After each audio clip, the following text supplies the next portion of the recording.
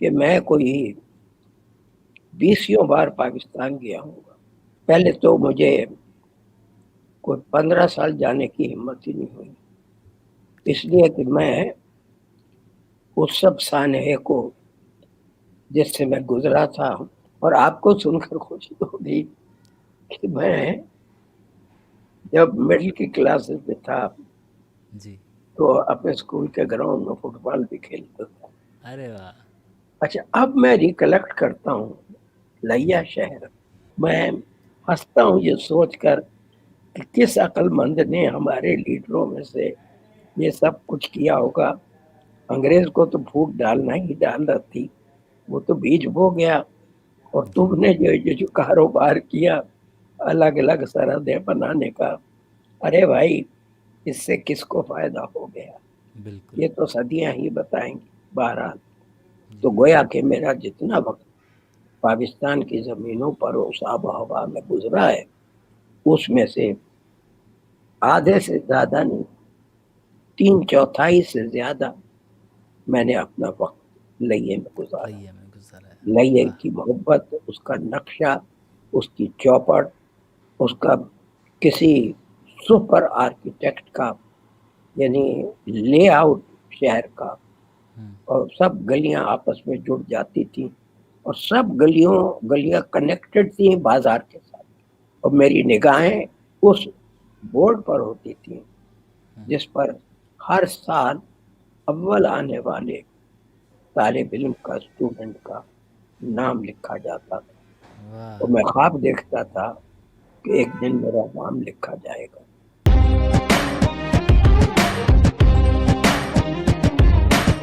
نمسکار جی. آج بہت وقت کے بعد ہم جناب گوپی چند نارنگ صاحب سے گفتگو کرنے جا رہے ہیں. ہمارے دیکھنے والوں نے بھی بہت عرصے کے بعد جب ان کے ہم نے آڈیوز کیے تھے تو اس کے بعد سے وہ لوگ کہہ رہے تھے کہ گوپی چند صاحب کو کسی طرح کیمرے پہ لائیے، ان کے پاس جائیے. تو ہمارا ان کے پاس جانا تو ابھی مناسب نہیں تھا، لیکن ہم نے انہیں آن لائن لے کر جو باتیں ریکارڈ کرنے کی سوچی. تو جب ہم نے گوپی چند نارنگ صاحب سے اس بارے میں بات کی تو انہوں نے کہا کہ ہاں ٹھیک ہے، ہم لوگ آپ کو جلد ہی ملیں گے، اور وہ جلد ملنے والا وقت آ گیا. کیشو صاحب، جی سر. آپ سے بات کرنے کو میں اپنی خوش نصیبی سمجھتا ہوں. آپ نے مجھے حکم دیا ہے کہ میں اپنے آبائی وطن لئے کے بارے میں جو بھی میری دھندلی یا روشن تصویریں میرے ذہن کی سطح پر ہیں ان کو میں آپ سے شیئر کروں. جی. یہ ایک بڑا ہی کٹھن کام ہے، اور اس میں تھوڑا سا آج کچھ درد میرے اچھا. دل میں سوا ہوتا ہے، اس لیے کہ میں کوئی 20 بار پاکستان گیا ہوں گا. پہلے تو مجھے کوئی 15 سال جانے کی ہمت ہی نہیں ہوئی، اس لیے کہ میں اس سب سانحے کو جس سے میں گزرا تھا، جب میں نے لگیا چھوڑا تھا تو مجھے بالکل معلوم نہیں تھا. میٹرک کرنے کے بعد 46 جی. اپریل میں مارچ میں میٹرک کیا، اور اس کے بعد میں کوئٹے اور پشین والد صاحب کے پاس چلا گیا. رزلٹ میں نے وہیں پر سنا اپنا اول آنے کا، اور اس کے بعد والد صاحب لے کر مجھے کوئٹہ گئے، اور کوئٹے میں جو بتوال چند ڈھینگڑا ہمارے دیوان تھے کلات کے، ان کے اثر اور رسوخ تھے، اور وہ دیوان مانے مالیات، منسٹر آف فائنینس، سارے سنیما، سارے ایکسائز، ہر چیز ان کے کنٹرول میں تھی. تو شدہ مجھے سیکریٹریٹ میں ملازمت مل گئی، اور پھر وہیں پر فسادات ہوئے جن کا میں ذکر کر چکا ہوں، اور اس کے بعد ریڈ کراس کے جہاز میں آپ آ کوئی گئے؟ اکتوبر میں جی میں ہجرت کرنے پر مجبور ہوا. جی لیا جن حالات میں نے چھوڑا ہے، ہم، وطن عزیز کے بارے میں اور اپنے گھر کے بارے میں، اور جو کچھ میرا تھوڑا بہت لکھنے پڑھنے کا سامان ہوگا وہاں، ہم، مجھے قطعاً یہ اندازہ نہیں تھا کیشف صاحب ہم، کہ میں واپس آ کر اس کو دیکھوں گا اچھا ان دیواروں پر. جی اب آئے اس وطن کی طرف. ہم، پیدائش تو میری بلوچستان میں ہوئی تھی. جی جی میں پہلی بار آیا ہوں گا مجھے معلوم نہیں. والد صاحب گرمیوں میں سفر کرتے تھے ہم، اور 10-15 دن کے لیے آ کے بچوں کو چھوڑ جاتے تھے، ہم، اور پھر 6 مہینے کے بعد آتے تھے، انہیں لے جاتے تھے.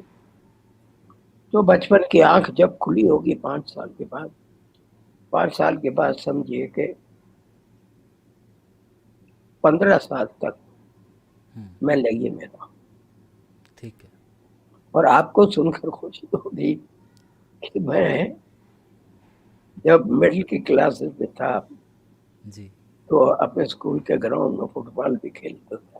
ارے واہ. اچھا، اب میں ریکلیکٹ کرتا ہوں لیا جی شہر ہاں جی سر. کے اس نقشے کو جو میرے ذہن میں ابھرتا ہے. جی بیچوں بیچ بازار ہے، ہم، بڑا چوڑا، جس کے دونوں طرف ہر طرح کے ساز و سامان سے بھری ہوئی. ہم، یعنی بات کی جو قلت دیکھی ہم نے انگریز کے زمانے میں جی راشننگ کی، ہم، بالکل نہیں تھی. اچھا بھرا پورا بازار، اور ایک سرے پر جہاں وہ بازار ختم ہوتا تھا اور ایک گیٹ تھا، ہم، اس گیٹ کے باہر ہسپتال کی تعمیر ہوئی ہوگی. ہم، اس کا بھی کسی امداد حسین لیکھی صاحب نے بتایا، ہم، کسی دھنی کا نام جس نے پیسہ اس کے لیے ڈونیٹ کیا تھا، ہم، اور کئی وارڈ اس کے نام سے تھے. اور اس کے سامنے ایک میدان تھا چوڑا، ٹھیک ہے. جس میں ہم دوسہرے کو جو دوسہرے سے پہلے جمع ہوا کرتے تھے، جی اس کی تفصیل بعد میں بتاتے. جی اس سے آگے کھلی زمین میں ہمارا اسکول تھا، ٹھیک ہے. گورنمنٹ ہائی اسکول، جی بڑا ہی خوبصورت. اس کا ایک بلاک، اس میں سینٹرل ہال تھا ہم، اور ٹیچنگ کے کمرے تھے. دوسرا بلاک جو بعد میں بنا اور جس کا ذکر پروفیسر دانش صاحب نے کیا، ہم، وہ 2 یا 3 سٹیپ اوپر تھا، ہم، نیا بنا تھا، ہم، اور اس میں 5 یا 6 کمرے تھے، بڑے خوبصورت سیمنٹڈ. جی پرنسپل کا کمرہ تھا انتہائی ڈیکوریٹڈ، جی جس میں تصویریں، آج تک وہ تصویریں میری آنکھوں کے سامنے ہیں، چونکہ میں آرٹ بھی کرتا تھا، پینٹ بھی کرتا تھا، ہم، اور میرا جی چاہتا تھا کہ میں ویسی تصویریں پینٹ کروں. اور اس سے آگے سائنس کا کمرہ تھا، جس میں اسکول کے سیکنڈ ماسٹر، ہیڈ ماسٹر کے بعد ہم، راجا رام صاحب تھے، جو میرے دادا بھائی تھے. ٹھیک ہے. اور وہ بڑا کمرہ تھا، اسی اچھا میں لیب بھی تھی، ہم، جس میں ہم سائنس کے تجربے کرتے تھے، نمی اور تصویر. ٹھیک ہے. اور آخری کنارے پر ڈرائنگ کا کمرہ تھا. ہم، چونکہ مجھے آرٹ سے نسبت تھی ہم، تو وہ ڈرائنگ روم بھی میرے لیے بہت خاص تھا. دوسرے بلاک میں نیچے جو کمرے تھے، ہم، اس میں ہماری کلاسیں لگا کرتی تھی، ٹھیک ہے. اور مولوی مرید حسین صاحب سے اردو میں نے انہی کمروں میں پڑھی. واہ. اور میرے جو دوست تھے بچپن کے، ریاض انور، وہ میرے ساتھ کلاس میں ہوتے تھے. ہم، میں شدہ جب استادوں کو پتہ چلا ہاں ہاں کہ میرا پرفارمنس سب سے بہتر ہے لکھنے ہم، پڑھنے میں، ہم، اور جو بزم ادب تھی میں اس میں بولنے بھی لگا تھا، شدھ بدھ تقریریں بھی کرنے لگا تھا، ہم، تو مجھے مانیٹر بنا دیا گیا. واہ. کہ میں کیا اور مانیٹری کیا. میں ریاض انور سے مدد لیتا تھا، کیونکہ اچھا میں بہت دبلا پتلا نہیں پڑھدار آدمی تھا. اور جی صبح صبح کے وقت جب ہم جمع ہوتے گراؤنڈ میں ہوں تو سب سے پہلے پریئر ہوتی تھی، ٹھیک ہے اور اسی وقت پریئر کے ساتھ پی ٹی بھی ہو جاتی تھی، ٹھیک ہے جس کو ہم ڈرل کہتے تھے. ٹھیک ہے اور اس کے بعد کلاسز شروع ہو جاتی. ہوں اور کلاسز کے بعد کلاس رومز کے باہر گھنے گھنے پیڑ تھے، ہرے ہرے. اور ان ہرے پیڑوں سے تھوڑی دور پر رہٹ تھا، ایک کنواں تھا، ہوں جن سے اسکول کی تمام گرینری کی آبیاری ہوتی تھی. جی اور اس کنویں کے ساتھ ایک بلاک تھا جس کو ہاسٹل کہتے تھے. اس میں اور میرے بڑے بھائی 9ویں اور 10ویں کے زمانے میں، کیونکہ وہاں جہاں والد صاحب کی پوسٹنگ تھی پشین، کوئٹے سے 30 میل دور، صرف مڈل تک کی پڑھائی تھی. اور جہاں میں پیدا ہوا تھا موسم دکی، بعد میں والد صاحب کی پوسٹنگ ہوئی موسیٰ خیل، وہاں صرف پرائمری اسکول تھا. خیر، یہ اسکول کی بات ہے. اس کے نیچے گھاس کے میدان، اور اس میں کبھی کبھی بیٹھ کے جب نئے ڈرل ماسٹر آ گئے تھے تو وہ ڈرل ماسٹر، پی ٹی کے ماسٹر، فزیکل ٹھیک ہے ایجوکیشن، لیکن ان کو لگاؤ عجیب و غریب تھا. وہ آپ کے سامنے بیٹھ کے ایک 10 منٹ میں آپ کا چہرہ آپ کا پورٹریٹ بنا سکتے، کیا بات ہے ایسی خدا دار صلاحیت. میں ان کا خاص شاگرد تھا. ہوں وہ کچھ لڑکوں کو لے کر بیٹھتے تھے ان پیڑوں کے نیچے اور ہم سے آرٹ کی مشق کراتے تھے. بہرحال میں اچھا آپ کو لگے کا نقشہ بتانا چاہتا ہوں. جی یہ اسکول کی کیفیت تھی، اور ہماری ایک ایسی عجیب و غریب دنیا تھی. اگر میں اسی کی تمام باتیں بتانے لگوں تو گھنٹوں اسی میں صرف ہو جائیں. اس کو جانچو. اس کنارے پر اسکول، اور بازار کے دوسرے کنارے پر اس کے بعد کی جو آبادی تھی، اس کے بعد جو کھلے میدان ہوں گے اور جگہ ہوگی، وہاں تھا براتری ہائی اسکول. اچھا میرا خیال ہے کہ لئیے میں کوئی فساد نہیں ہوا.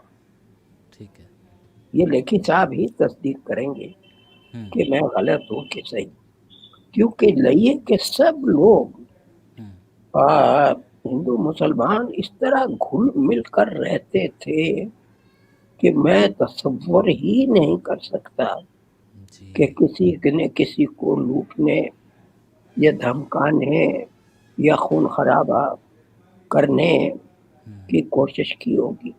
جی نہیں، نہیں سب کے سب بعد میں پانی پت، سونی پت، جھجر، روہتک، ان آبادیوں میں آباد ہوئے.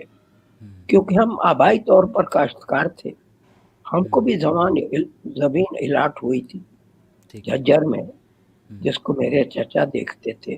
ٹھیک ہے میرے چچا میرے رول ماڈل تھے، میں اس کا ذکر پہلے کر چکا ہوں. جی جی اپنی گھوڑی پر سوار کر کے. اچھا، پرانے زمانے کے جتنے شہر ہوتے تھے میں لئیے کے بارے میں بتا رہا ہوں. اور لئیا اس وقت تحصیل تھا، اب تو ڈسٹرکٹ ہے ماشاءاللہ. جی اور دریاؤں کے کنارے آباد تھے. ٹھیک ہے تو لئیے کی آبادی بھی کوئی قبل مسیح زمانے سے آریاؤں کے دریائے سندھ کے ادھر ادھر کناروں پر آباد ہونے کے زمانے کی. ٹھیک ہے اور جو مہنجو دڑو کے آثار ہیں باقی، وہ دراوڑی ہیں، اچھا ڈراویڈین، جو بعد میں آریاؤں نے جن کو بندیل کھنڈ سے نیچے جنوبی ہندوستان میں کھدیڑ دیا، ان کے نقوش، ان کی زبانوں کے نقوش دراوڑیوں. اور ٹھیک وادی سندھ کی تہذیب جو کہی جاتی ہے، اصل میں وہ تہذیب شکتی تہذیب تھی، اور وہ دراوڑی تہذیب تھی بنیادی طور پر. اور دراوڑی النسل زبانیں، جن میں اب تامل، تیلگو، ملیالم اور کنڑ 4 خاص زبانیں ہیں، لیکن دوسری قبائلی زبانیں، ان سب کے اثرات ایک زبان صرف فقط بلوچستان میں آج بھی باقی ہے قلات میں، اور چھٹ پٹ ادھر ادھر بولی جاتی ہے. اس کا نام ہے بروہی. میں نے کیشب صاحب جی بروہی کے اثرات میں اب ریکلیکٹ کر سکتا ہوں، کیونکہ میں لنگوسٹ ہوں. میں نے فونیٹکس، سنٹیکٹکس اور لنگوسٹکس کی تعلیم باقاعدہ حاصل کی ہے کہ بروہی کے اثرات ہماری سرائکی زبان میں خاصے تھے، اور انڈک زبان کے ساتھ. انڈک وہ جو آریاؤں نے جس میں وید پران لکھے، اور جو بعد میں پانینی کے بعد جب شدھ کی گئی تو وہ سنسکرت کہلائی جانے لگی، جس کی گرامیرین اشٹ ادھیائی کہلائی جاتی ہے. اور پانینی کے بارے میں کہا جاتا ہے کہ سورج مغرب سے طلوع ہو سکتا ہے، لیکن پانینی کا کہا ہوا غلط نہیں ہو سکتا. کہ حیران کن بات یہ ہے کہ اس زمانے میں جو بھی لکھا جاتا تھا وہ ورس میں، شاعری میں، پانینی کے گرامر شاعری میں. آپ اس پٹی سے دیکھیے کا کھا گا گا. یعنی کوئی لنگوسٹکس بھی بعد میں 19ویں صدی 20ویں صدی میں اتنے فونیٹیکلی آوازوں کو کلیکٹ کرنے میں کامیاب ہوئی. بہت بات صدیوں، یعنی 5 6 7 ڈیکیڈز کے بعد، مگر پانینی کے ذہن میں سب کچھ تھا. اور ہمارا شہر آج تو آرکیٹیکٹس نقشے بناتے ہیں اور لے آؤٹ بناتے ہیں. لئیے کا لے آؤٹ کس نے بنایا؟ کہ دریا کے کنارے شہر آباد ہے، دریا کے کنارے گھاٹ ہے، گھاٹ میں عورتوں کا حصہ الگ ہے، اور جس میں وہ اشنان کر سکتی ہیں، نہا سکتے ہیں. مرد جو ہے پلیا سے اچھل رہے ہیں اور غوطہ مار رہے ہیں پانی، اور تیراکیاں کرتے پھرتے ہیں. جب برسات آتی تھی، ظاہر ہے سردیوں میں تو پانی بہت کم ہو جاتا ہے. دریا کے کنارے شہر آباد ہے. اس دریا کو عبور کر کے آپ جھک کی بستیوں میں جاتے ہو، اور جھک میں باغات تھے. آج کل جیسے آپ خوب آم کھا رہے ہیں طرح طرح کے. میں جب چھوٹا تھا گھوڑی کی پیٹھ پر نکلتا تھا وہاں سے، تو جامن کے پیڑ، کالے کالے جامن ہیں، ان کی رونق، پیلے پیلے آموں کی رونق، اور کیا دوسری آم، اور کیا چونسا آم، اور کیا سفیدہ آم. اور آپ آموں کی قسموں کو بھی اب بایو کیمیکلز اور ہائیبریڈ بنا کے ان کی صورت ہی بگاڑ دی ہے. وہ اور کوئل بولتی تھی صاحب، کوئل بولتی تھی، طوطے بولتے تھے، چڑیاں بولتی تھی. اتنی رونق، اتنے پھول، ڈالیاں، شیشم کا پیڑ، اس کی لکڑی کا فرنیچر، اس کی لکڑی کے دروازے. لیکھی صاحب نے مجھے بتایا، میں ایک سے پہلے نقشہ بتا دوں. براتری اسکول کا کمپاؤنڈ ہمارے گورنمنٹ ہائی اسکول سے بھی بڑا تھا. ٹھیک ہے. اور اب تو ایک ٹرسٹ میں لے لیا ہے، اور وہ اسکول بھی ترقی کر رہا ہے. لیکن شہر کے کنارے پر ایک اسکول ہے، شہر کے دوسرے کنارے پر دوسرا اسکول، اور بیچوں بیچ بازار ہے، اور دونوں طرف آبادی ہے، اور ایک طرف تھل ہے، ایک طرف جک ہے. اور والد صاحب کے 6 بیٹے تھے، انہوں نے 6 کنال زمین دی، بڑا ٹکڑا. اور وہ تھل ظاہر ہے، اور تو جگہ جک میں تو کوئی جگہ تھی نہیں، دریا تھا اور پہ کھیت تھے. اور وہاں ہم کبھی کبھی وہیں 4 5 کمرے بن گئے، وہاں کبھی کبھی ہم رہتے تھے.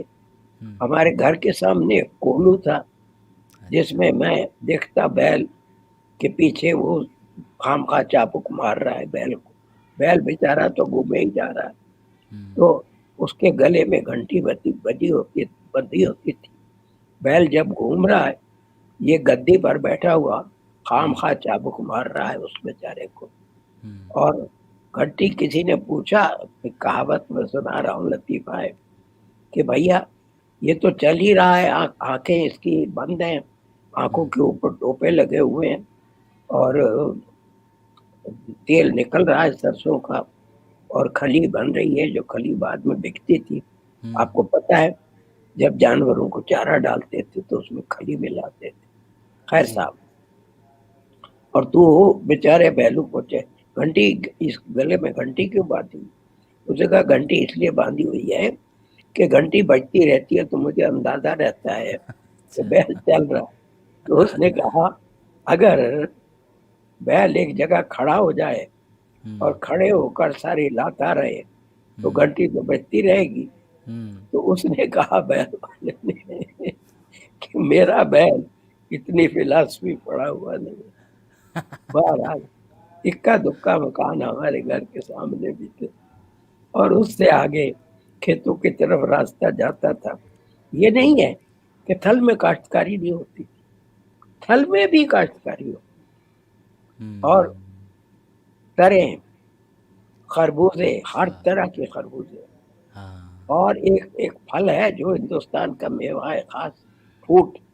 ہاں پوٹ. جیسے بعد میں فرقوں نے آپس کی پھوٹ کی وجہ سے اس ملک بیچارے کا لیکن اس بٹوارا پھوٹ میں کرایا. مٹھاس ہے، اس تو پھوٹ آج میں مٹھاس ہے. آج نہ ہم آج تک سن 1947 کے بعد میں ہنستا ہوں یہ سوچ کر کہ کس عقل مند نے ہمارے لیڈروں میں سے یہ سب کچھ کیا ہوگا. انگریز کو تو پھوٹ ڈالنا ہی ڈالنا تھی، وہ تو بیج بو گیا. اور جی تم نے جو کاروبار کیا الگ الگ سرحدیں بنانے کا، ارے بھائی اس سے کس کو فائدہ ہو گیا بالکل. یہ تو صدیاں ہی بتائیں گی. بہرحال لیا شہر جی ایسا خاکہ بچھا ہوا، کیشف صاحب جیسے فرض کرو آپ اور میں چوپڑ کھیل رہے ٹھیک ہے. اور شطرنج ہم نے بچھائی زمین پر، شطرنج کی طرح بچھاؤ. اور اچھا. اس کے یعنی میرے گھر کی طرف، میرا گھر جدھر تھا نارنگوں کا محلہ، اور اس کے پیچھے جہاں تک آبادی تھی تھوڑی سی پھر خالی جگہ تھی، دھوبیوں کے گھروں کے بارے میں بتا چکا ہوں. ادھر سے راستہ نکل کے کھیتوں میں چلا جاتا تھا، لیکن بیچ میں بیچوں بیچ شہر کی سرحد کے بعد سیدھی ریل کی پٹری گزر، اور براتری ہائی اسکول سے گزر کے آگے کیا تھی وہاں ریلوے اسٹیشن. اوکے. تو ایگزیکٹلی جیسے چوپڑ بچھانے سے آپ دیکھتے سیدھے دونوں کنارے سیدھے، چاروں کنارے سیدھے، لئیے شہر کی خوبصورتی اس طرح کی. واہ. ابھی ایک مجھے تصویر بھیجی تھی لیکھی صاحب نے کہ ماتا رانی کا مندر، ٹھیک ہے. اور فرمائی کیشف صاحب اس وقت وہ ابھی تک جو کا تو محفوظ ہے. اگر فساد ہوا ہوتا تو سب سے پہلے تو اس مندر کو توڑا گیا ہوتا، اور اس بالکل. کے ستون مجھے دکھائے انہوں نے فوٹو میں، اور اپنی ساری سرائکی کی لائبریری انہوں نے میرے ساتھ شیئر کی. اس میں عجیب و غریب دراوڑیوں کے زمانے کے اور بعد کے بادشاہوں کے زمانے کے سونے اور چاندی کے سکے. اچھا. میرا خیال ہے ایسے سکے بہت کم میوزیمز میں ہوں گے جو آج بھی لندن کے اس سرائکی میوزیم میں ہے. اچھا. بہرحال انہوں نے مجھے اس زمانے کی کچھ کتابیں بھی دکھائیں، اور رانی کے مندر کے ستون اور ان کی جو نقاشی ہے اور وہ لکڑی کے بنے ہوئے، اور غالباً وہ لکڑی شیشم ہے یا کون سی لکڑی ہے کہ صدیاں گزر جانے کے بعد بھی آج تک ان پر جو نقش و نگار کارو کیے ہوئے ہیں ان کی خوبصورتی میں کوئی فرق نہیں ہے.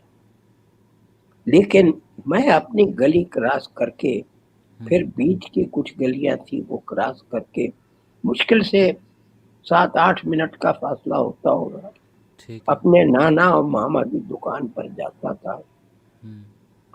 تو بیچ میں ہنومان مندر پڑتا تھا، اور لال مندر، آپ کو تو پتا ہے ہنومان گیروا جی رنگ ہوتا ہے ہنومان جی. مندر کا، اور اور اس کے آگے لال پردہ ڈالا جاتا تھا، اور منگل کے منگل درشن کرنے میں جاتا تھا، اور ہنومان چالیسا مجھے زبانی یاد تھا جو میں عموماً شام کو پڑھا کرتا ہوں. تو مجھے اس منظر کی یادیں میری بہت ویود ہیں. لیکن لگیے میں ایک آدھ منظر اور بھی تھا، اور سبزی پھل ہر چیز کی اتنی بہتات تھی. میں ڈرائنگ کا سامان خریدا کرتا تھا، اور جب واٹر کلر میں نے شروع کیا تو ریوز کا کلر باکس، کشف صاحب غور کیجئے انگریز نے ہندوستان کو کس طرح سے لوٹا. ایک چھوٹے سے شہر لئے کا واقعہ بتاؤ. یعنی اس زمانے میں جو پن آپ خریدتے تھے نا، جو عورتیں سوئی خریدتی تھی، یعنی ہاتھ کی سینہ پرونا کرنے کے لیے، وہ بھی لندن سے آتی تھی. اور بعد کے بھی بہت سے دلی میں آ کر میں نے دیکھے کہ پاخانوں میں فلش کرنے کی جو ٹینکیاں ہیں ان پر بھی لکھا ہوا شینکس، SHACKS، یعنی وہ بھی انگلینڈ سے آتے تھے. کتنا سونا یہ ملک سونے کی چڑیا کہلاتا تھا. کتنا سونا جو ہے ہندوستان سے نکالا گیا ہوگا تجارت کے نام پر. سارا پکا مال اپنے مصنوعات اور اپنا مینوفیکچرڈ گڈز انگلینڈ ہندوستان میں بیچتا ہے. India was a big big big market per them. اور ہندوستان کا جو وہ تھا پروڈکٹ، ایگریکلچرل پروڈکٹ، وہ سب کچا مال، وہ سب کا سب ہندوستان سے، اور سونا ہندوستان سے.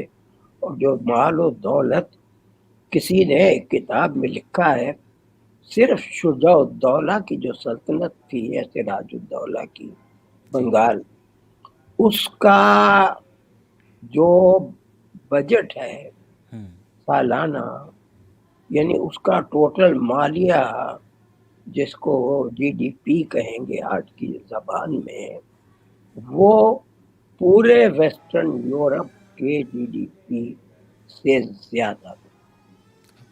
اور یہ سب انگریزوں کی تھا. بہرحال لئیے آئیے، اور لئیے میں میرے نانا کی دکان تھی بزازے کی. وہ کپڑا بیچتے تھے، تھانوں تھان بڑی رہتی دکان. اوپر ہم گرمی کی چھٹیوں میں ان کے میں بیٹوں کے ساتھ تاش کھیلتا چھپ کے، اور وہاں بوریاں گندم کی رکھی رہتی تھی. سارا دن ہم وہاں کوئی اپنا کھیل کھیلتے تھے یا پڑھتے تھے یا سو جاتے تھے. اور ہر روز میں جب لئیے ہوتا تھا نانا کی دکان پہ ضرور جاتا تھا. میرا جوتا بھی ٹوٹ جائے، باپ تو میرا وہاں میرے ساتھ تھا نہیں، اور عورتیں تو بازار میں شاپنگ کرنے نہیں آتی، گھر کا سودا خریدتی تھی، سبزی پھل دالیں وغیرہ ہر چیز. آ کے ہوکے والے جو ہے ریڑھی والے، اس زمانے میں تو چھابے والے ہوتے تھے، چھابے والے آتے تھے، اوپر لگاتے تھے، اپنا بیچ جاتے. اور ضروری نہیں ہر چیز کیش سے خریدی جائے، کائنڈ سے بھی خریدی جاتی تھی. مطلب اناج کے بدلے ہمارے چونکہ گھر میں مٹکے بھرے رہتے تھے اناج کی 2 مٹھی دو سامان کھجور خرید لو، 1000 کی 2 مٹھی دو جامن خرید لو. خیر، تو مجھے جیب خرچی ملتی تھی 1 پیسہ. ٹھیک ہے، غور فرمائیے. تو اس جیب خرچی سے ہم شام مستی کرتے تھے. اور ایک بار میری جوتی ٹوٹ گئی، تو جوتی پہنتے تھے اس زمانے میں، تو پگڑی بھی میں پہنتا تھا. میری پہلی تصویر جو ہے سن 1912 کی ہے، اس میں نے پگڑی باندھی ہوئی ہے. لیکن پگڑی میں بھی میری کج کلہی دیکھی جا سکتی اس زمانے میں، اس میں بھی تھوڑی سی ٹیڑھ ہے. خیر بہرحال، تو انہوں نے مجھے جوتا خرید دیا صاحب 4 آنے کا. ٹھیک ہے. اب وہ جوتا مجھے لگے، میرے پیر بیڑی چھل گئی. میں نے نانا سے کہا یہ جوتا کس طرح کا آپ نے لے لیا؟ ہوں، انہوں نے کہا کوئی نہیں، اس میں تھوڑا سا تیل ڈالتے رہو ہاں ہاں، اور کچھ دن پہنو گے یہ ہاں، اپنے آپ کھل جائے گا۔ کھل جائے گا۔ بہرحال میں اس چوپڑ کا ذکر کر رہا تھا، ہوں، اور بیچوں بیچ چوک ہوتا تھا بہت ہاں، بڑا، اس کے دونوں طرف حلوائیوں کی دکانیں ٹھیک ہے۔ اور طرح طرح کی مٹھائیاں، صاحب کیا کھویا، کیا جامن، کیا برفی، کیا جلیبیاں، کیا پکوڑے، ہوں، اور ان پکوڑوں کا سواد مجھے آج تک یاد ہے، ویسے پکوڑے میں نے کبھی دیکھا۔ اور رات کیا کو وہاں بات ہے۔ گزرتا تھا تو ایک شخص ہارمونیم بجاتا تھا، ہوں، وہ اندھا شخص تھا، اوہ اچھا۔ ایسی خوبصورتی سے ہارمونیم بجاتا تھا، میں حیران ہوتا۔ یہی وہ چوک ہے۔ ہوں، اچھا، تحریک آزادی کے زمانے میں ایک سے ایک بڑا لیڈر، پتہ نہیں لگے کو اتنی اہمیت کیوں دی جاتی تھی، ہوں، شاید ادھر ادھر کے جتنے کوٹدو یا بکر یا کروڑ ہوں، جہاں ریل رکا کرتی تھی، کچھ مجھے نام یاد ہے، کچھ میں بھول گیا، وہ چھوٹے تھے۔ ہوں، لیا ایک عجیب و غریب آبادی تھا۔ میں نے لالا لاجپت رائے کو وہاں تک اس کی تقریر وہاں سے، تمبو اچھا، لگتے تھے۔ ہوں، جب سنیما آیا تھا تو بلیک اینڈ وائٹ سنیما تھا پہلے، اور ہوں، خاموش فلمیں تھی۔ تو پہلی بار ایک سنیما آیا تھا تو لئیے میں بلیک اینڈ وائٹ فلم ہم دیکھنے جاتے ہوں، تھے، تقریر سنتے تھے، نعرے لگاتے تھے دیش بھکتی کے، دیش بھکتی کے۔ اس زمانے میں گیری بالٹی اور اس میزنی اور اچھا، اس طرح کی کتابچے جو ہیں جوانوں کو وہ قومی تحریک میں ہندوستان کی آزادی کے لیے اور تحریک آزادی یعنی انقلاب زندہ باد کے نعرے وغیرہ یہ سب گونجا کرتے تھے۔ میں نے کبھی لئیے میں مسلم لیگ کا کوئی جلسہ نہیں دیکھا، اچھا، خدر پہننے والے بھی دیکھے۔ ہوں، کوئٹے میں نے عبدالصمد گاندھی جو سرحدی گاندھی کہلاتے تھے ان کی ٹھیک ہے۔ تقریریں سنی۔ اس سارے علاقے نے، آپ کو حیرت ہوگی، جب کمیونل ایوارڈ کے الیکشن ہوئے، اس سارے علاقے، پنجاب کی تو اپنی پارٹیاں تھی، زمیندار پارٹی تھی اور دوسری ایگریکلچرل پارٹیاں تھیں۔ مسلم لیگ تو پنجاب میں بہت بعد میں آئی، ہوں، اور اس کے ساتھ ساتھ سب گاندھی جی اور سرحدی گاندھی ہوں، اور غفار بابا عبد الغفار گاندھی، ہوں، ان کا دبدبا تھا، یہ جو سرحدی لیڈر تھے ٹھیک ہے۔ پورے علاقے پر یہ رول کرتے تھے۔ اور ایک چیز میں ذکر کر چکا شاید اس کا، کہ کھیس، ہوں، دریا، رنگین چادریں، کپڑا، ہوں، یہ کھڑیاں جگہ جگہ تھیں، ادھر جک کی طرف بھی اور ادھر تو کاشتکاری تھی تل کی طرف، ٹھیک ہے۔ ادھر کھڈیاں تھی جن میں بنائی ہوتی تھی، ہوں، اور لئیے کی دریا اور لئیے کے کھیس، بعض کھیس اتنے نفیس کہ آج کی مکینیکل مشینیں ان کی بنائی نہیں کر، ان کو نہیں کر مات، سکتے ہیں۔ ان کے رنگوں کو مات نہیں کر سکتی۔ اور ایک دستکاری اور تھی، وہ تھی ہاتھی دانت۔ اچھا جی۔ اب ہاتھی دانت کے اتنے بڑے بڑے ٹکڑے دانت کے، میں حیران ہوتا تھا۔ وہ میرے چھوٹے ماموں صاحب کی دکان میں ہوں، ہاتھی دانت کی دستکاری کی چیزیں، خاص طور سے سہاگ کے چوڑے ٹھیک ہے۔ اور بعض مجسمے اور بعض آرٹ پیسز جو ہوں، ایکسپورٹ ہوتے تھے، یہ سب ہاتھی دانت۔ ظاہر ہے یہ ہاتھی دانت کہاں سے آتا ہوگا؟ ہاتھی دانت تو شاید آسام کے یا اڑیسہ کے یا مدھیہ پردیش کے یا ساؤتھ انڈیا کے جنگلوں سے آتا۔ دیکھو بہرحال ہوں، تجارت تو سلک روٹ کے ذریعے بھی ہزاروں میلوں میں پھیلے ہوئے ملکوں میں ہوتی تھی، چین تک، ادھر جی، عرب کے ملکوں سے لے کر، اور ہندوستان میں آپ کو پتہ ہے کشمیر میں جو کشمیری زبان ہے اس کے 26 لیٹر ہیں، اور یہ آریائی زبان نہیں ہے، دراوڑی زبان بھی نہیں ہے، ٹھیک ہے. تو یہ کس خاندان کی زبان ہے؟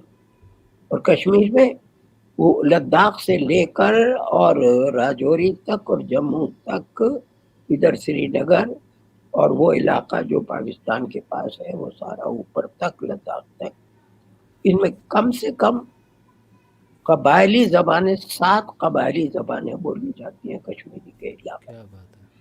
اور ان سب کے اثرات بروئی زبان کے اثرات لیا پر تھے.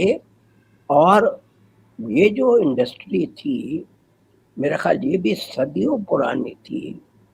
اچھا وہ جو ہاتھی دانت کا کام ہوتا تھا کیشو صاحب، جی. اس میں چوڑیوں میں آپ نے اب تو آرٹیفیشل رنگ بھرے جاتے ہیں، ہاں ہاں. اس میں اصلی رنگ کیسے بھرے جاتے؟ ہرا، بلو، کالا، لال. سہاگ کا چوڑا ایسا رنگین ہوتا تھا، ایسا رنگین ہوتا تھا کہ آج کی چیزیں سب میکینیکل اور سب نقلی ہو گئی. آج دکھائی دیتی ہے خوبصورت 4 مہینوں کے بعد آپ کے کسی کام کی، نہیں وہ رہتی. چیزیں تو زندگی بھر رکھنے والی اور یادگار ہوتی تھی.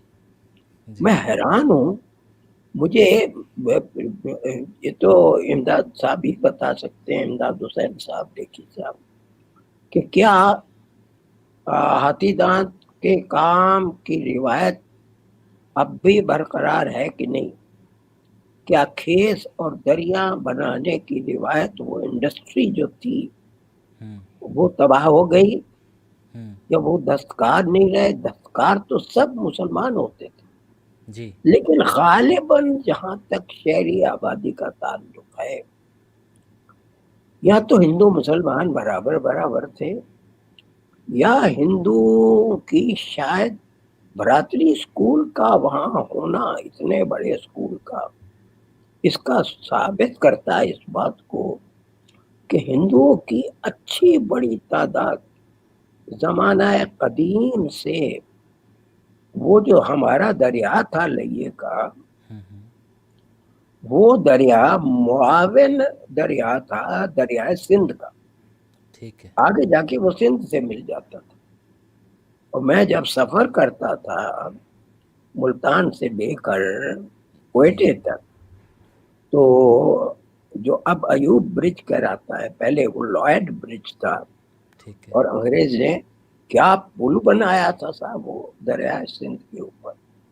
بہرحال ہم دریائے سندھ کے ایک معاون ندی کے کنارے آباد تھے، اور اس معاون ندی میں جب برسات کے زمانے میں سیلاب آتا تھا، لئیے میں تو بارش زیادہ ہوتی نہیں تھی، لیکن یہ وہ رونق گھاٹ کی، خوبصورت عورتوں کی، اور جب نہا کے نکلتی تھی گیلے کپڑوں کے ساتھ، جو بنارس کا نقشہ حضی نے کھینچا ہے، غالب نے کھینچا ہے.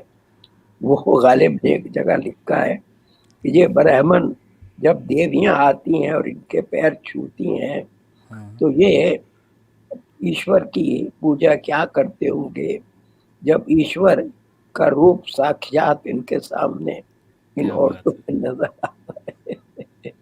اور غالب نے اپنے خط میں داد خان سیاح کو لکھا ہے کہ اگر میں جوانی کے زمانے میں بنارس آیا ہوتا تو میں یہیں رہ پڑتا، میں واپس نہ جاتا. کیا بات ہے. تو کیا بتاؤں آپ کو، لیا ایک عجیب و غریب شہر تھا. اب تو جو ریل کی پٹری ہے وہ تو اسی جگہ ہے، اور لیا اسٹیشن تو جنکشن بن چکا ہوگا، لیکن اس کے بعد پھل میں بھی آبادی، کیونکہ جھک میں تو ہو نہیں سکتی تھی، یا ہو سکتا ہے کہ دریا کے اس پار کے بہت سے باغات ہٹا دیے گئے ہوں. بھائی آبادی بڑھتی ہے تو آپ کو پتہ ہے کہ نقصان تو سب کا سب ماحول کا ہوتا ہے. ماحولیات تو اس ملک اس زمانے میں تباہ ہو گئی ہے. اور آپ نے سنا ہوگا آج کل گرمیاں ہیں اور ریکارڈ کو مغربی امریکہ میں ٹمپریچر 49 ڈگری ریکارڈ کو چھو رہا ہے. آپ اور ہم اس وقت جس ٹمپریچر میں بیٹھے ہوئے بات کر رہے ہیں وہ 30-32 ہے. جی بالکل. 49 کی کیفیت کا اندازہ لگائیے. اور کئی علاقے خالی کیے گئے فائر بریگیڈ کے ذریعے، کیونکہ پتے جب سوکھ جاتے ہیں تو ان کے سرسرانے سے، ہوا کے گزرنے سے سوکھے پتوں میں، جنگلوں میں آگ لگ جاتی ہے، اور وہ آگ شہروں کو بھی اپنی لپیٹ میں لے لیتی. تو ایسا کوئی لمحہ گرمی تو پڑتی تھی، خوب پڑتی تھی، لیکن دریا کی وجہ سے بڑی رونق ہو جاتی تھی. اور لئیے کی آبادی سب سے بڑی بات یہ ہے، میں نے کبھی وہاں پر ہندو مسلمان کی تفریق نہیں دیکھی. میں اپنے چچا کے ساتھ گھوڑی کی پیٹھ پر جب دریا پار کر کے اپنی کاشتکاری پر جاتا تھا اور اپنے کھیتوں پر وقت گزارتا تھا، وہ مصروف رہتے تھے، تو ہمارے مظاہرے زیادہ تر مسلمان ہوتے تھے. خود جو میرا گھر تھا وہ سارا کونا نارنگوں کا ہوگا، لیکن کسی وقت کسی ضرورت سے کچھ ایک زمین کا ٹکڑا یا قدیم زمانے سے چلا آتا تھا. بیچ میں ایک کمرہ ایک رنگریز کا تھا جو مسلمان بھائی تھے، جو کپڑے رنگتا تھا. باہر کڑاہے میں گرم ہوتے رہتے تھے، پانی گرم ہوتا رہتا تھا، رنگ گرم ہوتا رہتا تھا، اور سوت رنگتا تھا، طرح طرح کا سوت رنگتا تھا. وہ تھا ان کے پاس ایک ہی کمرہ، پیچھے کا سب ہمارا تھا، اور ہمارا گھر اندر سے دوسری گلی کے گھروں کے ساتھ مل جاتا تھا. اس کمرے پر جو کونا ہے، کونے والے گھر پر ری بلڈ کیا ہوا پکے سیمنٹ کا، وہ تو راجہ رام صاحب کا، جو ہمارے دادا بھائی تھے، اور چونکہ وہ سیکنڈ ماسٹر تھے، پڑھے لکھے تھے، سائنس ٹیچر تھے، بڑا دبدبا تھا خاندان میں، وہ تو ان کا قبضہ تھا. لیکن پیچھے سے چچا جو کاشتکاری کرتے تھے اور میرے والد کے جانشین تھے، ایک طرح سے والد صاحب فیملی میں اونلی پڑھے لکھے اور کوالیفائڈ شخص تھے. راجہ رام کے بعد جو ڈومیسائل ہوئے وہاں بلوچستان میں، نواب صاحب کلات متوال چند صاحب کے اثرات کی وجہ سے، اور ڈومیسائل ہونے کی وجہ سے ہمارا تعلق بلوچستان سے رہا. لیکن ہر سال ہم لئیے کی محبت میں لیا آتے رہے. تو گویا کہ میرا جتنا وقت پاکستان کی زمینوں پر اس آب و ہوا میں گزرا ہے، اس میں سے آدھے سے زیادہ نہیں، 3/4 سے زیادہ میں نے اپنا وقت لئیے میں گزارا. لئیے کی محبت، اس کا نقشہ، اس کی چوپڑ، اس کا کسی سپر آرکیٹیکٹ کا یعنی لے آؤٹ شہر کا، اور سب گلیاں آپس میں جڑ جاتی تھیں، اور سب گلیاں کنیکٹڈ تھیں بازار کے ساتھ، یا ادھر پیچھے سے براتری اسکول کے ساتھ، یا ادھر گورنمنٹ ہائی اسکول کے ساتھ. کوئی بڑا مندر بھی ہوگا جس کا لکھی صاحب ذکر کرتے ہیں، لیکن میری یادوں میں وہ نہیں ہے. میں کوئی چونکہ اتنا کوئی مذہبی آدمی بھی نہیں تھا کہ ہو سکتا ہے اس زمانے میں تو پوجا پاٹ سب کچھ جو کچھ ہے گھر میں ہو جاتا تھا. لیکن ہنومان مندر راستے میں پڑتا تھا، تو آتے جاتے میں روز ہنومان جی کے پردہ ہٹایا، درشن کر لیا، نمسکار کیا اور گزر گئے. اور وہ ایک طرح سے بہت سے لوگوں کا وہ آئیڈیل بھی تھے. اور اسکول کی یادیں اتنی زیادہ ہیں کہ میں ان بھائیوں سے جو اس کو سنے ضرور کہوں گا کہ جو آنر بورڈ تھا میرا سینٹرل ہال میں، اور سینٹرل ہال کی یادیں مجھے یوں بھی ہیں کہ کرشن چندر کو سب سے پہلے میں نے یہاں پڑھا، ادب لطیف میں نے یہاں دیکھا. بیچوں بیچ بڑی بڑی میزیں بچھی ہوئی تھیں، اس پہ جو بچے پڑھنا چاہتے تھے رسالے اور لائبریری کے تازہ اخبار، انقلاب اخبار، लाला लाजपत राय का वंदे मातरम, प्रभात, मिलाप और मेरा प्रताप बहुत मशहूर आबाद बहुत आबाद मशहूर। थे। और जब आजाद हिंद फौज का चर्चा बहुत हुआ, और फिर जब अंग्रेज सन 45 में इलाइट फोर्सेस जंग जीत गई और अमन हुआ, और उसके बाद से जो ज्यादा पब्लिकेशन होने लगे अखबारों के, और उसके बाद वंदे मातरम तो बंद हुआ जब लाला लाजपत राय की लाठी लगी साइमन कमीशन के जमाने में। लेकिन इन सब चीजों से उसी लइये स्कूल की, गवर्नमेंट स्कूल की लाइब्रेरी में उन अखबारों के जरिए, कोई हम अखबार खरीदते थोड़ी थे घर में प्राइवेटली, हर चीज मैं स्कूल में पढ़ता था। अदबी दुनिया सबसे पहली बात, अदब लतीफ, और उस जमाने में पहला मजमुआ जिंदगी के मोड़ पर कृष्ण चंद्र का छपा। कृष्ण चंद्र, उससे पहले मैं प्रेमचंद की किताबें, प्रेमचंद के नावल, रतननाथ सरशार के नावल, और डिप्टी नजीर अहमद के नावल, गालिब, मीर, ये सब कुछ मैं, मौलवी मुरीद हुसैन साहब ये किताबें ला ला के मुझे देते थे। लेकिन सेंट्रल हॉल में किताबें नहीं, रिसाले और रोजाना के अखबार। और मैं अपना 1 घंटा या बीच के पीरियड जो खाली होते थे वो सारा वक्त मैं उस हाल में गुजारता था। और मेरी निगाहें उस बोर्ड पर होती थी जिस पर हर साल अव्वल आने वाले तालिब इल्म का, स्टूडेंट का नाम लिखा जाता था। और मैं ख्वाब देखता था कि एक दिन मेरा नाम लिखा जाएगा, और यकीनन लिखा गया होगा। लेकिन मैं उस वक्त कोयटे में था। लैया जिंदाबाद और पाइंदाबाद। लैया की रौनक अब और भी बढ़ गई होगी, लेकिन क्या खास, मेरा सवाल यही है, वो खास इंडस्ट्रियां और हाथ की कारीगरी और इंसानी कमालात के नमूने, वो सिलसिला जारी है या कुछ और सिलसिले कायम हुए हैं? और जिसको कहते हैं सुबह होती है शाम होती है, केशव साहब, जिंदगी यूं तमाम होती है।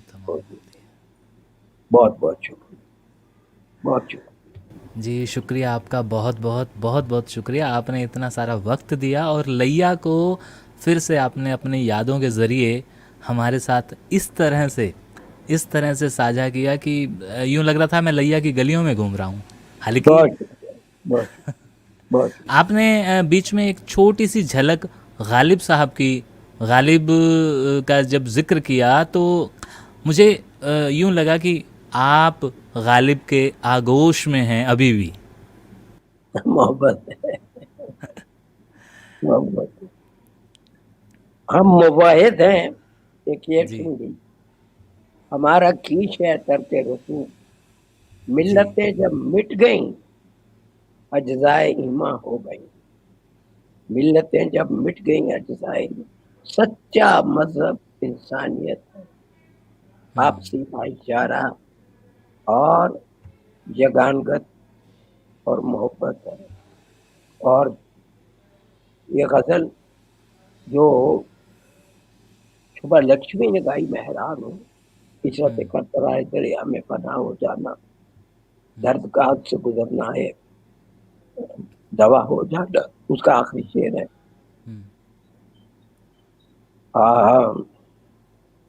बख्शे है जलवाए गुल, ज़ौक़े तमाशा गालिब, गालिब जो जलवाए गुल का को देखने का ज़ौक़ है। और फूल तो रंग बरंगे होते हैं, जी कोई पीला है, कोई लाल है, कोई सब्ज है, कोई हरा है, कोई कैसा है, कोई कैसा है। बख्शे है जलवाए गुल, ज़ौक़े तमाशा गालिब, चश्म को चाहिए हर रंग में वाह हो जाए। वाह خدا نے پھول کھلائے ہیں اس کائنات میں رنگا رنگ، ہر طرف جو ہے چمن ہی چمن آباد کیے ہیں انسان کی آبادیوں نے، اور آنکھوں کو چاہیے کہ تنگ نظری سے کام نہ لیں، اور ان پھولوں کی خوبصورتی جس رنگ میں بھی آپ کے سامنے آئے اس کو آپ قبول کریں. اور حسن ہے، حسن تقسیم نہیں کیا جا سکتا، اس میں ایک وحدت ہے، کلیت ہے.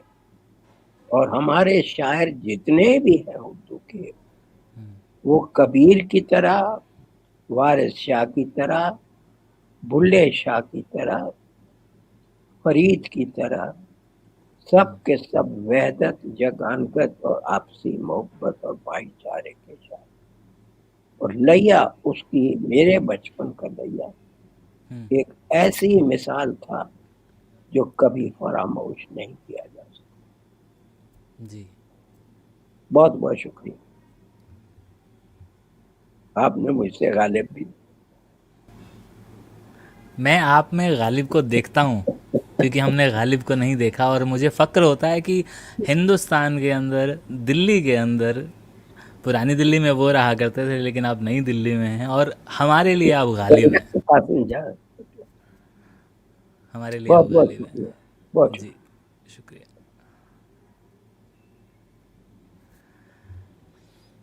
تو یہ تھے ہمارے ساتھ گوپی چند نارنگ صاحب. بہت عرصے کے بعد، بہت مہینوں کے بعد ان سے دوبارہ اس طرح سے ملنا آپ لوگوں کو اچھا لگا ہی ہوگا، کیونکہ میں بڑے لمبے عرصے سے ان آڈیوز والی گفتگو کے بعد ان سے ریکویسٹ کر رہا تھا کہ پلیز ہمارے دیکھنے والے آپ کو اس طرح سے لائیو دیکھنا چاہتے ہیں، آپ کی تصویر کو دیکھنا چاہتے ہیں. اس دور میں جب ہم سب لوگ اپنے گھروں میں ہیں تو وہ آپ کس طرح سے اپنے آپ کو ایک کمرے میں ہماری اور اپنی باتوں کو سنتے رہتے ہیں، جو ہم لوگ اکثر آپ لوگوں سے شیئر کرتے ہیں. تو ایک چھوٹی سی مشقت کے بعد آخرکار گوپی چند نارنگ صاحب نے ہمیں وقت دیا، اور اس وقت میں آپ نے سنا انہوں نے کیا کہا. اور مجھے لگتا ہے کہ اس گفتگو کو جب وہ خود سنیں گے تو اس کے بعد ہمیں پھر سے وقت دیں گے، کیونکہ ان کے پاس جو یادوں کا خزانہ ہے، جو ویسے تو انہوں نے بہت لوگوں کے ساتھ بانٹا ہے، لیکن جب وہ ہم سے اس طرح سے بات کرتے ہیں تو یوں لگتا ہے کہ ہم ایک برگد کے اس ورکش کے نیچے بیٹھے ہیں، اس درخت کے نیچے بیٹھے ہیں جو ہمیشہ یوں ہوائیں دیتا رہتا ہے، چھایاں دیتا رہتا ہے. تو اس برگد کے درخت کے نیچے بیٹھنا بڑا سکھدائی ہوتا ہے، بڑا لطف آتا ہے، اور ہمیں لگتا ہے کہ ہم یوں ہی انہیں سنتے رہیں. اور آگے بھی کوشش جاری رہے گی. تب تک کے لیے شکریہ.